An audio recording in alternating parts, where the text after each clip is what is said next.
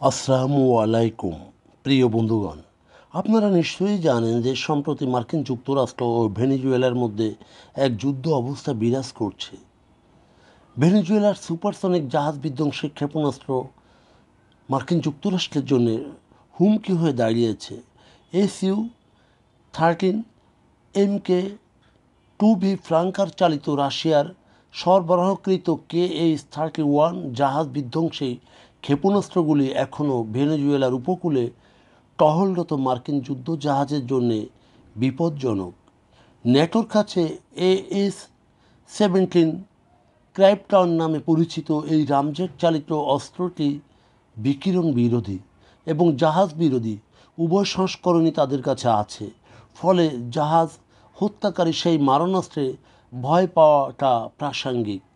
যদিও এর পূর্বে ভেনেজুয়েলার বিমান প্রতিরক্ষা ব্যবস্থার বিভিন্ন স্তর সম্পর্কে আপনাদের অবগত করেছি, এটি তারই বিমান বাহিনীর জন্য অন্যতম গুরুত্বপূর্ণ সম্পদ এভিয়েশন মিলিটারি বলিভারিয়ানা ভেনেজোলানা AMBV বা বলিভারিয়ানা ভেনেজুয়েলা সাবমেরিন বিমান চলাচল, যা তাদের অর্থাৎ ভেনেজুয়েলার KH-31 এর জন্যে উৎক্ষেপণ প্ল্যাটফর্ম। এটি হলো SU-30 MK-2V ফ্লাঙ্কার মাল্টিরোল ফাইটার, যার মধ্যে 24টি 2006 থেকে 2008 সালের মধ্যে ভেনেজুয়েলাকে সরবরাহ করা হয়েছিল এবং যার মধ্যে 21টি আজও পরিষেবাতে টিকে আছে।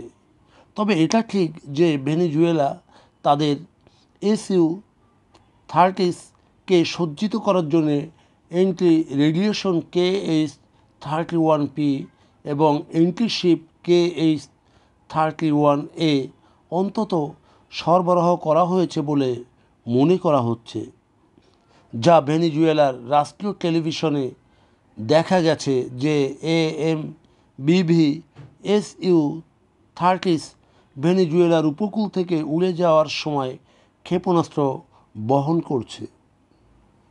সম্প্রতি সম্ভাব্য মার্কিন আগ্রাসনের বিরুদ্ধে দৃঢ় সংকল্পের একটি স্পষ্ট বিবৃতি হিসেবে কারাকাস এই ধরনের ভিডিও প্রদর্শন করেছে। ভেনেজুয়েলা অতীতেও এই ক্ষেপণাস্ত্রগুলির সাথে জাহাজ বিরোধী দ্রুত প্রতিক্রিয়া সতর্কতা মহড়া প্রচার করেছিল। এছাড়াও KH-31P জাহাজ বিরোধী ক্ষমতার জন্যও ব্যবহার করা যেতে পারে, যা যুদ্ধ জাহাজের রাডারে নজর রাখবে। প্রিয় বন্ধুগণ, যদি আমাদের এই তথ্য গল্প আপনার ভালো লাগে তাহলে লাইক এবং শেয়ার দিন এবং আজ আমাদের সঙ্গে থাকার জন্যে ধন্যবাদ। আমাদের ফলো দিন এবং সাবস্ক্রাইব করুন।